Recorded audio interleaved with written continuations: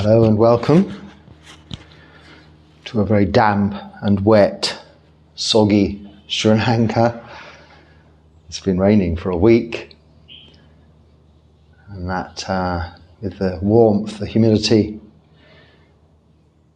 creates a lot of dampness. Nothing gets the opportunity to dry very well. But soon this will change, the sun will shine, brighten, and the antiseptic purifying qualities of sun rays will eliminate the damp and the mold, hopefully, and we continue with our daily practice, the enjoyment of that, and the experience here of living within the human realm, still amidst samsara and all it has to offer, but finding our own seclusion with refuge in the Triple Gem, as I was discussing with you yesterday.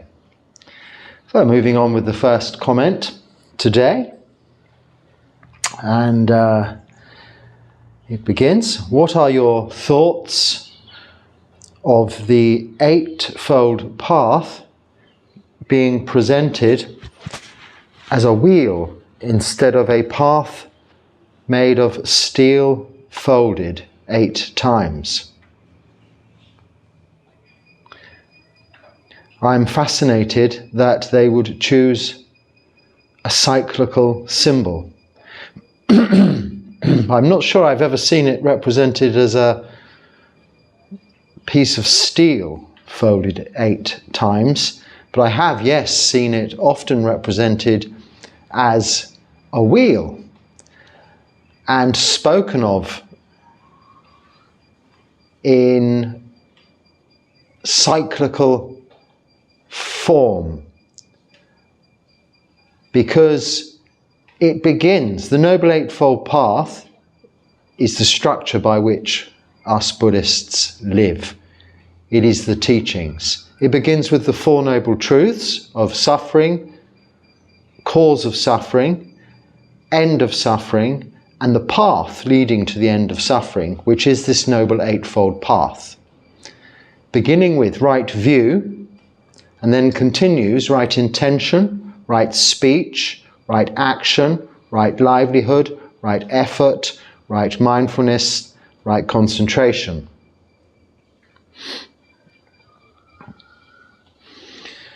My fingers didn't quite add up there, but I know I said 8 points, not 9. Right view is the Four Noble Truths, which of course encompasses, is the end. The Noble Eightfold Path is the way to establish wisdom through its practice or through living within the parameters of the Noble Eightfold Path, and leads on to those other aspects: right intention, right speech, right action, and so on.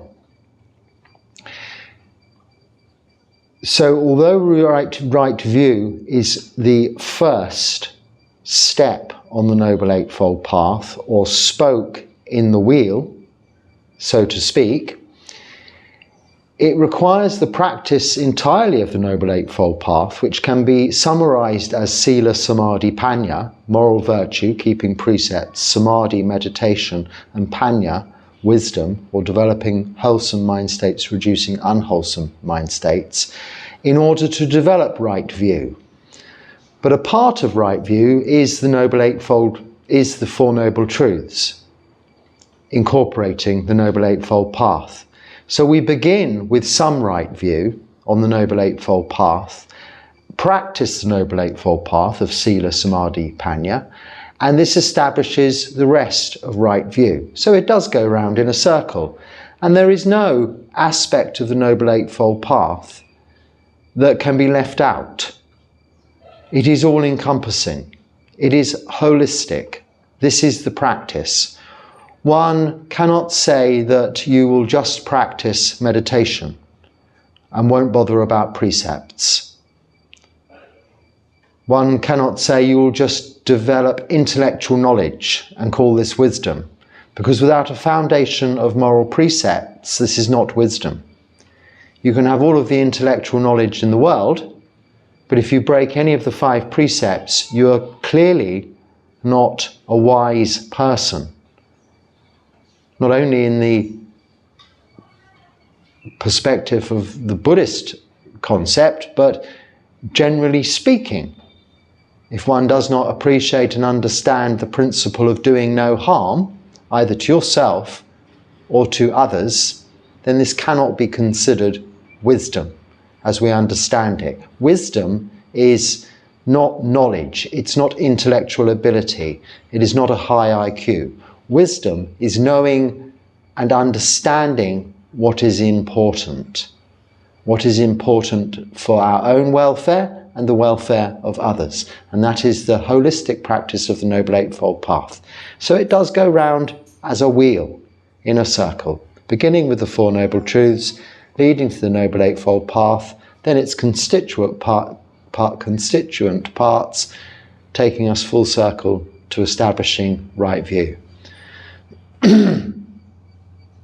Okay, I've had to highlight this, and a reminder, if you want to write a big long missive, essay, life story, please do go ahead, send me an email, and I respond to all emails directly, confidentially, and will answer all of your questions. I read all the comments, and where possible, air opinions and views coming from my point of view of experience with regards to any subjects you present me with. But if you put a very long comment in the comments section, it's just a matter of technical practicality. I can't really deal with it very well in this platform. I don't have computers, I don't have a laptop or a tablet, I'm dealing with just a small smartphone, and that's the way it will stay. I don't want anything else to assist me in this. I don't require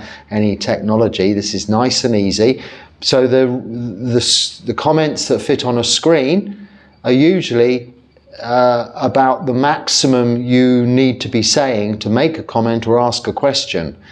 If it goes on paragraph after paragraph, then on a practical level it's difficult for me to deal with it, and I fear I may leave an important part out. So just trying here, I woke up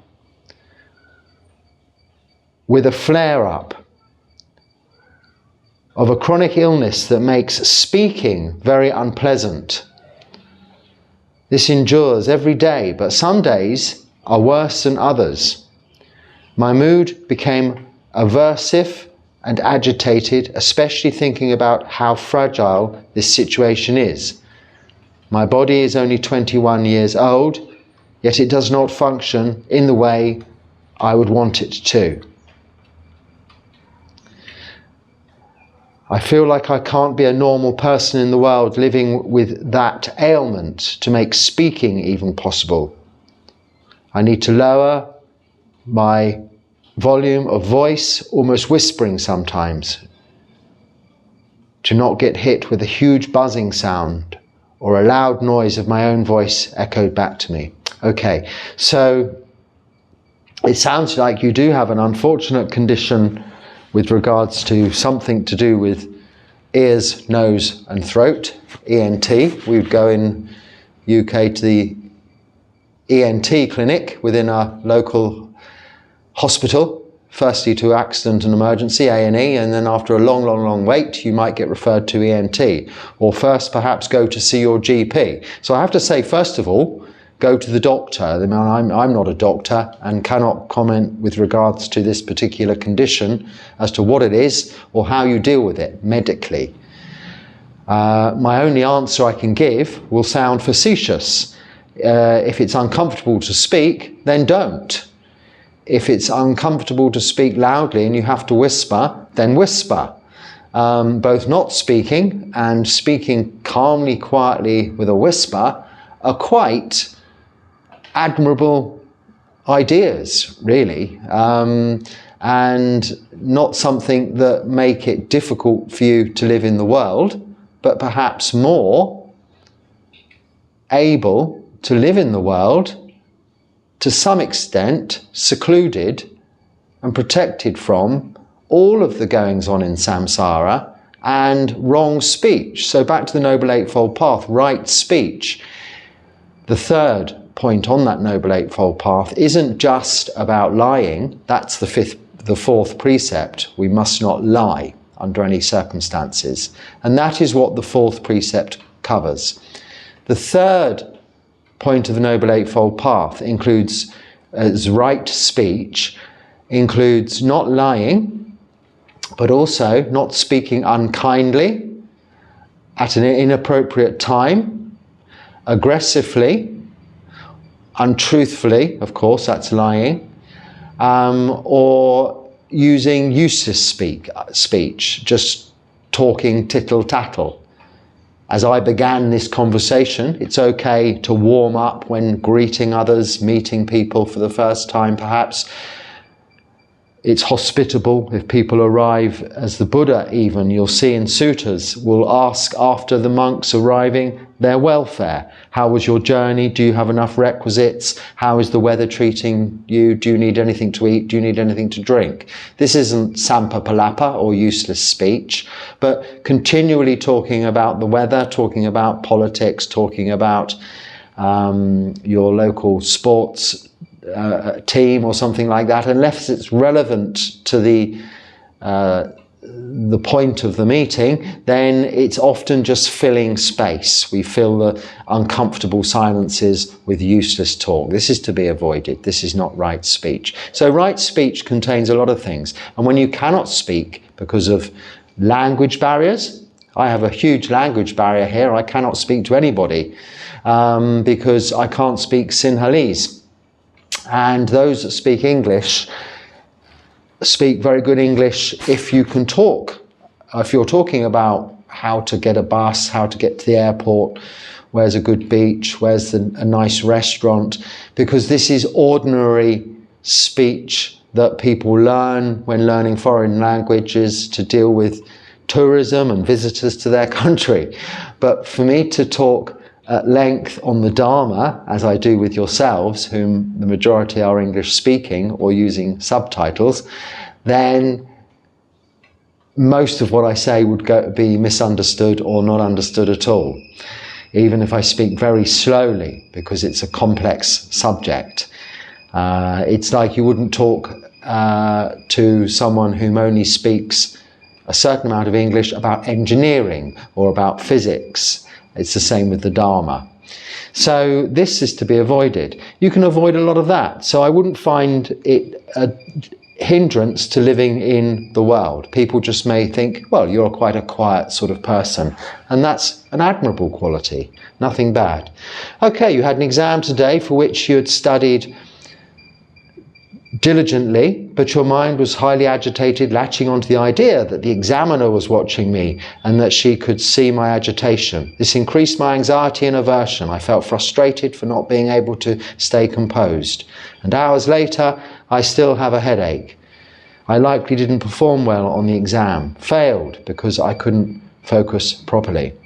Maybe you could watch some videos, talks on this channel that I've given on that very subject about anxiety, coming into the body with regards to anxiety. I'm not sure whether this was all happening to you in one day, but what you're describing here is samsara, living in the world, but also the natural condition of being human. We get old, we get sick, we die. That covers illness. But we also have hindrances of liking and disliking. And when we're uncomfortable with a situation, we can feel anxious. We can develop anxiety, which can become debilitating. I don't want to discuss anxiety at great length now, because it's a whole topic which I've discussed at great length in other talks, as I've just said. So refer to those videos with regards to anxiety. And no, I mean, logically speaking, I'm sure you do, to have asked the question, really, the person who's vigilating in your examination doesn't give a monkey's neither here nor there about you. They're just there doing their job, and as long as everybody is okay, this is all they care about, that they're well, healthy, and able to concentrate on their exam in suitable, conducive environment, and also to check that nobody is cheating, then that's all they're there to do. They're not interested in staring at you. This is because you think you're different to everybody else. You're not. You're made of the same elements as the person sitting to your right and to your left, in front of you and behind you. You're just a bag of skin and bones, guts and blood and phlegm and pus, urine and fluids and all sorts of horrible things. We're all the same. What goes on in your mind is what can differ. But even that, to some extent, if you look at the basic greed, hatred and delusion that is the human nature we are contending with, everyone is the same, has their same kinds of dislikes or aversion to such. And this is all you're experiencing. So practice, keep sila, practice more meditation, where you can sit quietly, not having to speak, aggravating your condition, and just watch these emotions as they arise. Watch these emotions and see their corresponding physical effect on the body. And then I think you go on to even another page here. So I'm missing a whole lot out here, so this is the problem. If you email me, I would respond to each point directly. So this is all I'm saying. You can always sum that up in a comment also, in the comment section.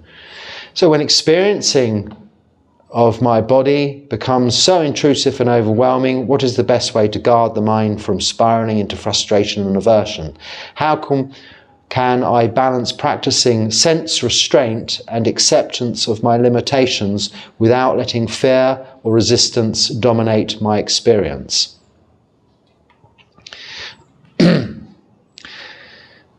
Seeing this fear and resistance for what it is. It's the unknown. Well, it isn't, because resistance and fear, resistance, you'll need to know what you're resisting against, what you're pushing against. Fear is of the unknown, what happens next. That we do not know ever what happens next. We can assume, we can plan, we can have an idea, we can imagine the future, but what actually happens cannot be determined. It can only be looked at in hindsight, after it's happened. In reality, knowing this helps. Understanding the Four Noble Truths. Suffering. There is suffering. You've explained in this long comment all about suffering. And that is how the Buddha sums up this long comment as suffering. There is a cause to suffering. It's desire. And you've summed that up in your long comment as you're not wanting this to be happening. You're not liking this happening. You're feeling anxious and you have fear about what is happening. Yes, this is desire, as in desiring not to have the situation as it is, as opposed to desire to want something you haven't got. You're wanting something to not be. When you see that is the cause of the suffering, and that is not the suffering itself, your vigilator in the exam, or your pain in your throat, or your anxiety are not the suffering. It is your not wanting them that is the suffering. So understanding these Four Noble Truths is establishing right view. This is the end of suffering. This is how you deal with it. Just take it back to basics and really get to grips with and understand the Four Noble Truths. And in conjunction with the practice, that is part of right view of the Noble Eightfold Path, keeping all of the precepts. All of the precepts. Practicing meditation every day for as long as you possibly can. All of these problems will just go away. And even if the problems are there, if your throat condition remains, your exam vigilator really does have it in for you and wants to stare at you for hours on end, thinking only about you, what does it matter? It doesn't, does it? Okay, you don't have to speak to anybody. It's her or his problem that they waste their time staring at you. Just get on with your exam. You've got plenty there to distract you with. And then finally, fear and anxiety, well, it all comes in to the unknown. When you understand the Four Noble Truths, if you're practicing the Noble Eightfold Path, you'll come to understand there is nothing to be expected, only known. And that is only here in the present moment, here and now, what you're experiencing. Not imagining and projecting into the future how it will be. This is where fear comes from. This is where anxiety comes from. Leave it. You're not there yet. Deal with now. No better place to see that clearly than in meditation. Okay, now this is very long, but I've highlighted the end.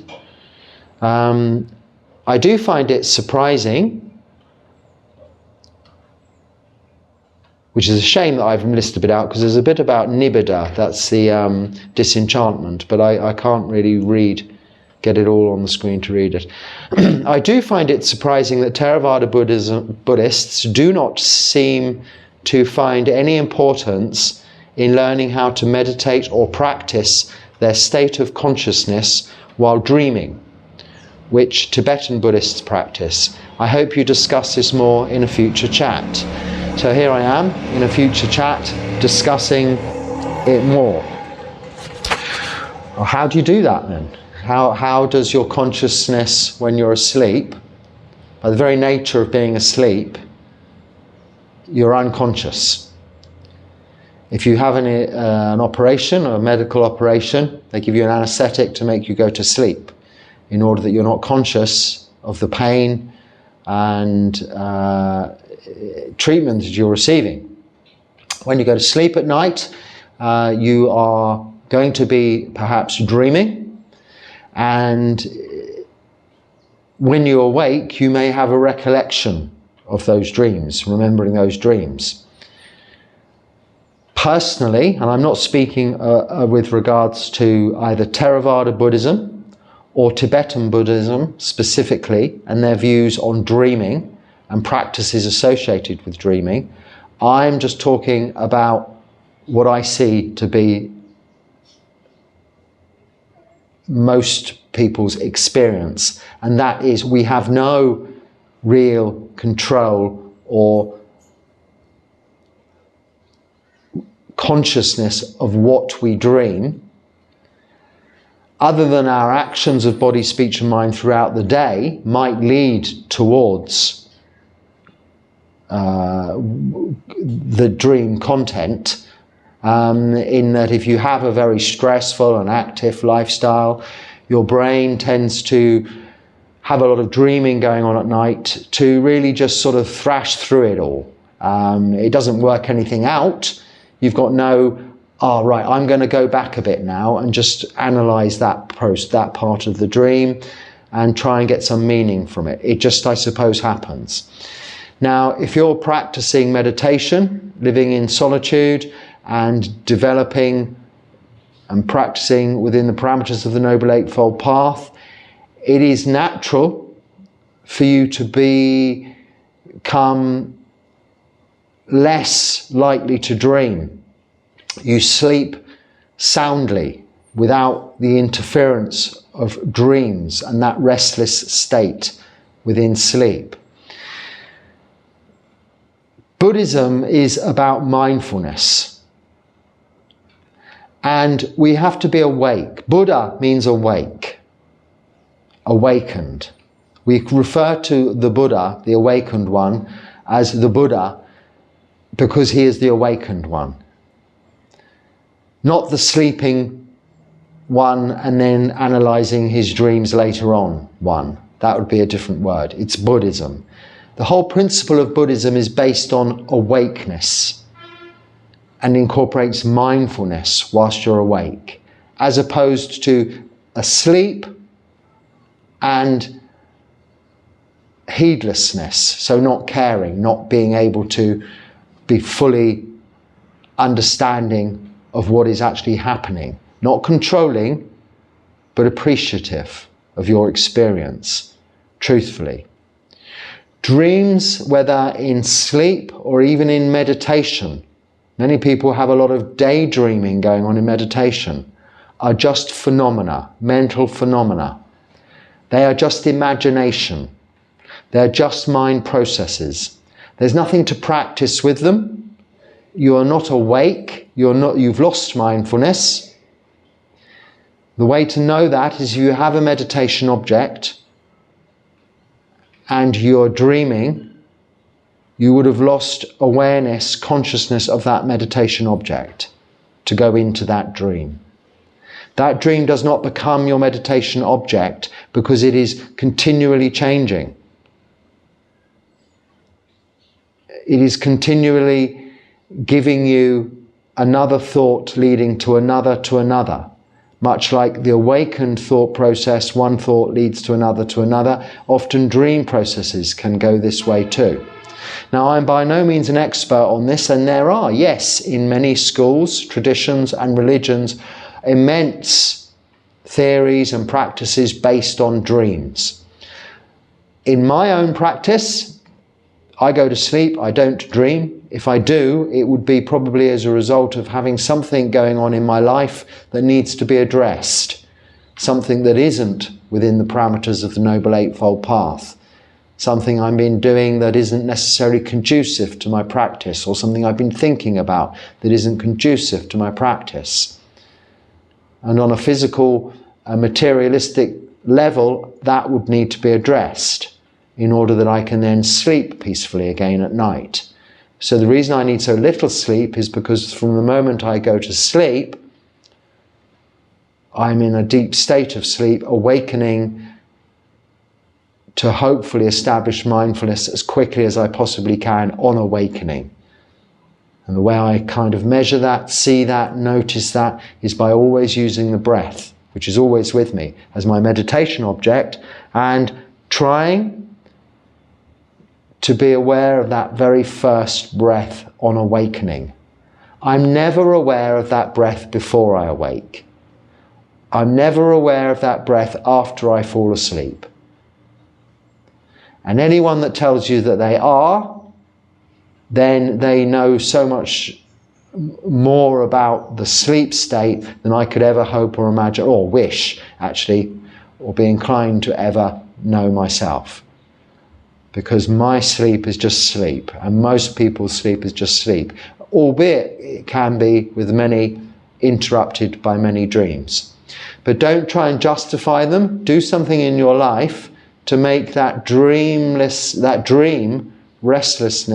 restless sleep a peaceful, dreamless sleep, which is far more restorative than nightmares or dreams that may be disturbing that restful state. So I'm not sure I've answered that particularly satisfactorily. I'm just telling you from my own point of view. But yes, of course, as I did say, in many other religions, and there's a lot of importance on dreams. But in the suttas, in the Pali Canon, the Buddha doesn't say, you should look at your dreams. He says, practice metta, practice loving kindness, that is. Develop samadhi, develop wisdom, and then you'll sleep well, free from dreams, he even says. It's one of the advantages of practicing metta, that you will sleep well, free from dreams. Okay, it's very refreshing to hear that the judgment is not how useful you will be. So I don't know what this is in relation to. I was a RC monk, that's Roman Catholic, I think monk for 7 years. Vipassana prepared me in a sense. Do some older married people robe up to finish life well?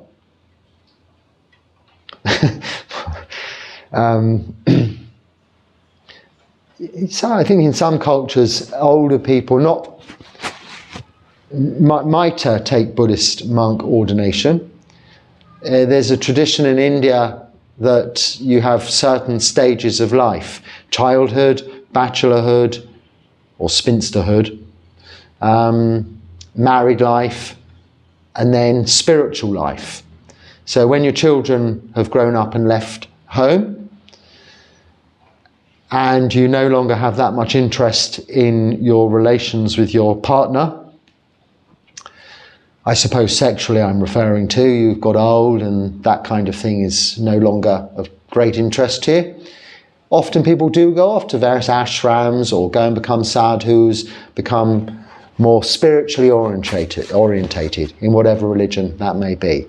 But it's not a specific practice one could attribute to Buddhism that I know of. And it's not that good an idea.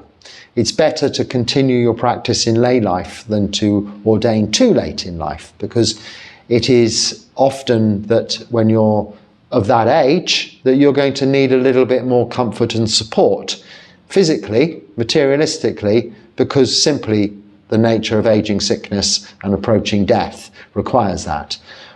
You've not had the time to get used to the less comfortable, the more ascetic living conditions that you will be faced with in monastic life. And I'm not really sure I really understand the other part of the comment with regards to it's refreshing to hear that judgment is not how useful you will be. I think you're referring to the community that takes you in. Yeah, maybe in some other religions, other communities, maybe they do think you need to have something to offer. No, yeah, you're quite right in that respect. In Buddhism, no. You don't have to have any skills to offer other than the ability to let go and to not be that old dog that will not be taught new tricks. You have to be like a puppy. You have to ordain with humility and with a clean slate, with an open mind, open heart, and any ideas, preconceived or conceptions you have about the practice, about Buddhism, your theories, your ideas, you should leave behind and succumb by way of dependence to your teacher's guidance. And they will observe you. Your teachers, plural, I say. You will have a particular appointed teacher, but anyone in the monastery senior to you. And this could be children, what you might consider children, monks in their 20s when you're in your 60s, for instance, to monks in their 90s when you're much younger. Anyone. It's how long they've been in the robes is the only thing that governs seniority in monasticism. And you succumb through humility to the guidance of anyone senior to you. You may consider their opinions wrong, but you accept what they have to say. This is the training. This is how we let go of those preconceived ideas and that belief in self, Sakkaya Ditthi, that thinking that we know best, or ego even. Just letting that go is part of the practice. So this is the only prerequisite, this is the only condition. If you're going into a monastery with all these ideas that you know best and you can improve this organization no end, then you will not even be ordained, because you have to live within that community for some years before they will accept you into the Sangha, because you would be immediately creating division between that existing established Sangha, which is considered a major offence if you're a monk, but as a lay person, just an unwelcome interference. So it's about humility. Humility rather than being useless. Humility is much better than being useful. Then we will be negative all the time, right? Question mark. So this is to do with a comment with regards to maybe something I said in regards to accept that everything's broken already. This is all we can expect. Don't expect everything to last forever. Don't have expectations and then you won't be disappointed. But what I'm saying there is positive, not negative. It isn't a case of being negative all the time. No, that's not right. It's being very positive that you understand the truth, the Four Noble Truths. There's suffering and a cause of suffering, that you don't want things to break down get old, get sick, die. You're positive about the results rather than disappointed. That's really all I can say to that comment when I'm not quite sure what it was in connection with. But Buddhism is a very positive view on life. It's only considered negative when you take words literally rather than that idea and applying it practically in your own lives. You will soon find out if you don't expect too much of other people, you'll never be disappointed, and then it will be much easier to get on with others. That is such a positive benefit in your life. You'll see that through experience. Buddhism is experiential. It's not the black letters on the white paper. You don't read it and, that must be the way it is then. It must be negative. No, try it for yourself and see for yourself how positive it is. Okay, can relaxing sounds be useful tools for meditation? For example, white noise, wind chimes, binaural beats, etc. Is it acceptable to use these for meditation? And if someone is following the 8 precepts, would these be considered a form of entertainment? So just on the last part, any listening to music would be considered a form of entertainment, yes. If it's not particularly music, if it's chanting or maybe any binaural beats, it's not necessarily entertainment, but how are you regarding it? The point of the precept of refraining from entertainment is we're refraining from having anything that is a distraction to seeing clearly the experience we are going through, whether it's suffering or whether it's pleasure. We need to be seeing this clearly. This is what vipassana means, seeing clearly this experience of suffering, seeing clearly this experience of joy and happiness. Piti and sukha, joy and rapture, can be experienced in meditation, as can dukkha, suffering. Dukkha and sukhata are suffering and the opposite of suffering. So we experience all. Or we can distract ourselves in some form of diversion, entertainment. Listening to music is a very good diversion from what we're experiencing. So I'm going to jump to a long comment, which I haven't got round to finding the question in yet and highlighting, but I noticed it and it's kind of parallel with this. So just answering this firstly, try not to use anything, using the breath as your meditation object. You won't always have access to external sources, but you'll always have access to the breath.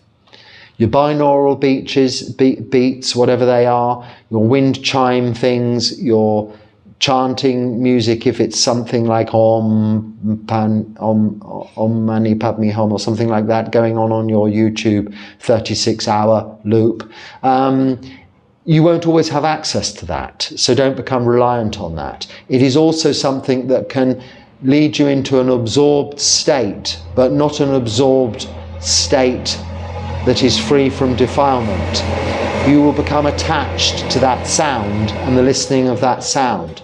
Whereas when we become absorbed in jhana meditation, we are secluded from all sensory perception, seeing, hearing, smelling, tasting, touching, and thought, thinking. So we are freeing ourselves from that reliance of distraction. Now, someone commented with regards to the parallel between some form of dance and their ability to and their enjoyment of dance practice on the dance floor being very absorbing and like a trance-like state and very enjoyable, also within communities very unifying, and how that differs even though it drops away all the notions of self, all notions of ego, and highlights and elaborates interdependence with others in the process of dance, for instance, all of these wonderful aspects, which, yes, are available to all lay practitioners in their lives. You're not all monks. In fact, none of you are monks, I shouldn't think. So you're practicing in the world and can enjoy music, can enjoy entertainment. Unless you're taking the 8 precepts for a particular day or for a particular length of time, then all of these things, there is nothing morally wrong with them. They're just supportive to our practice when we're trying to develop jhana, deep states of samadhi, and absorption. So yes, you are correct, because you asked me at the end of this long comment to challenge this view of yours. Well, I wouldn't challenge anyone's views. You begin by saying, please read this comment. I hope you read this comment. Well, I read all of the comments and all of the emails. And then you end by saying, please challenge my view if you can. Well, I'm not challenging that, but it's something else. So what will you do when you have no music?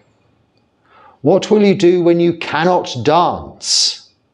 What will you do when you are all alone?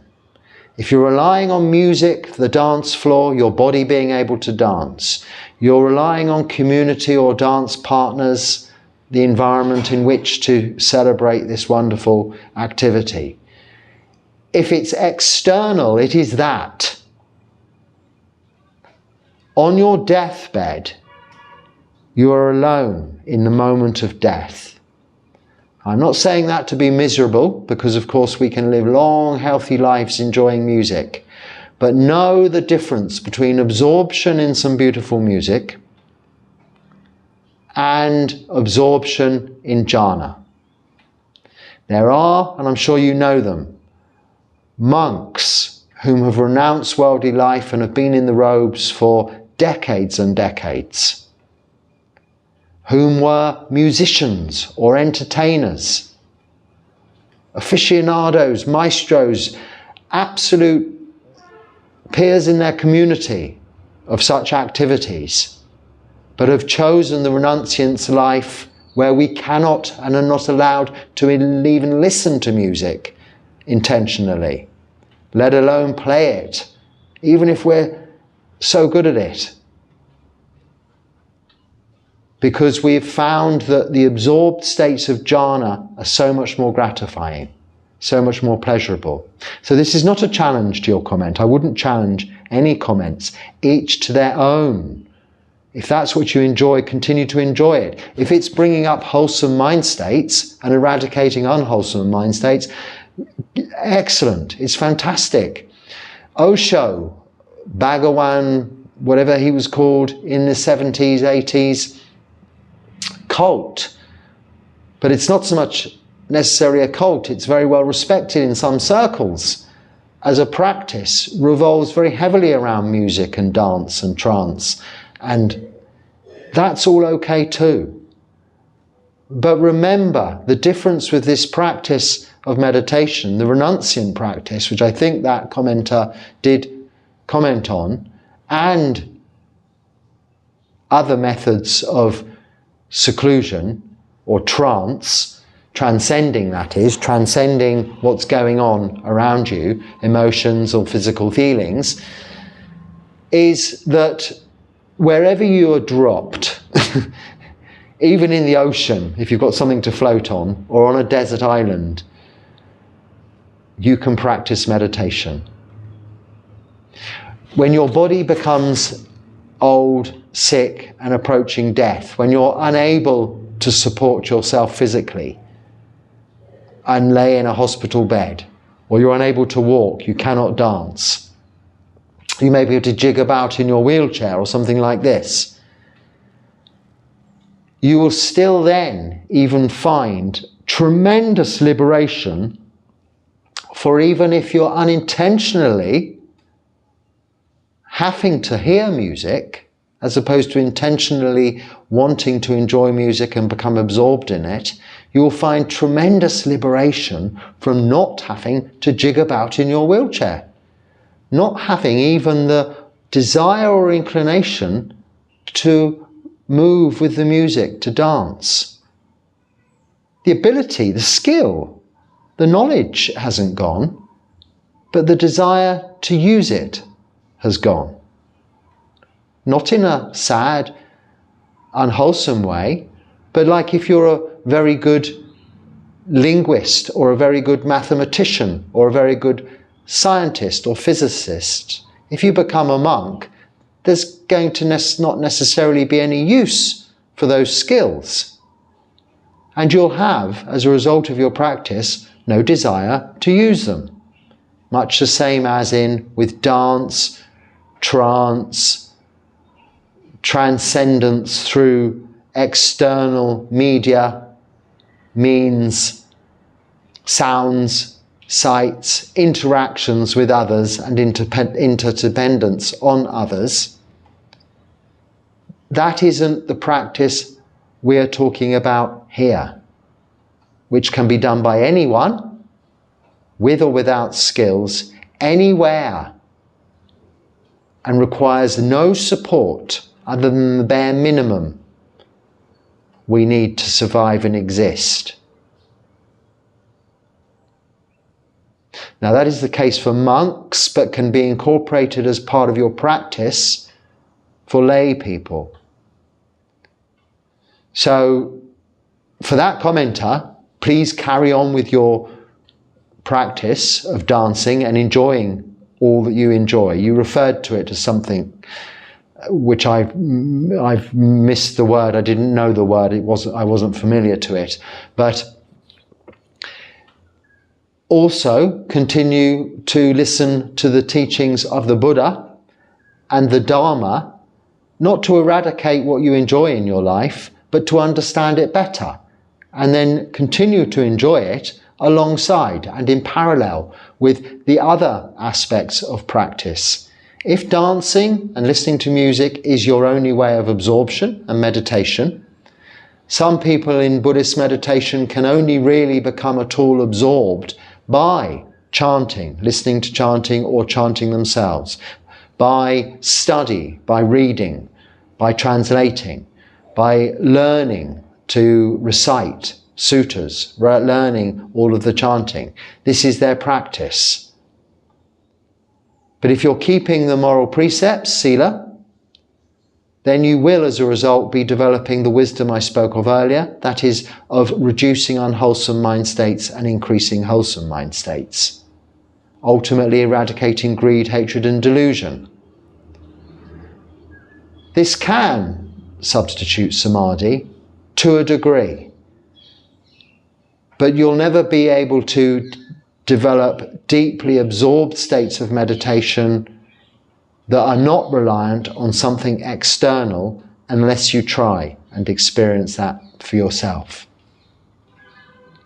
And whilst one is attached to listening to music, it is quite difficult to develop absorbed states of meditation without that music, without that distraction.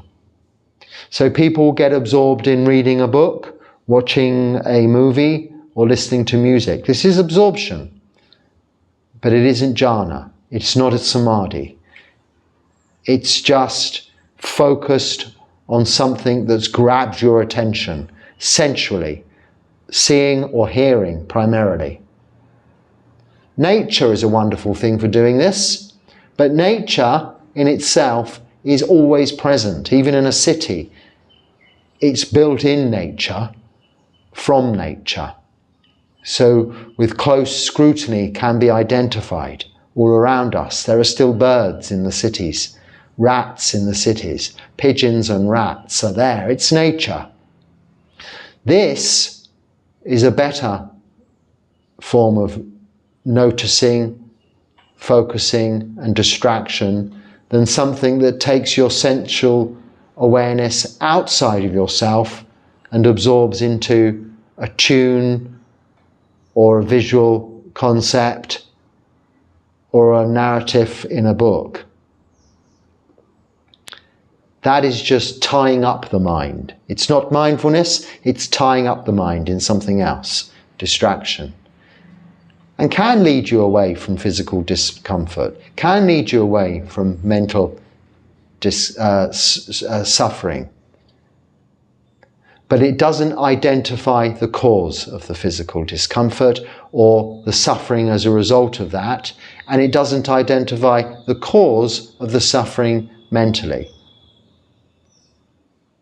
The only way we truly come to identify the cause of suffering is by seeing it clearly, and that can only be done in samadhi, free from distraction externally. Sight, sound, smells, tastes, touch, and eventually thought. And on that note, I hope you didn't consider me dismissive of your long comments. I enjoy reading all of your comments. It is purely a practical matter of me being unable to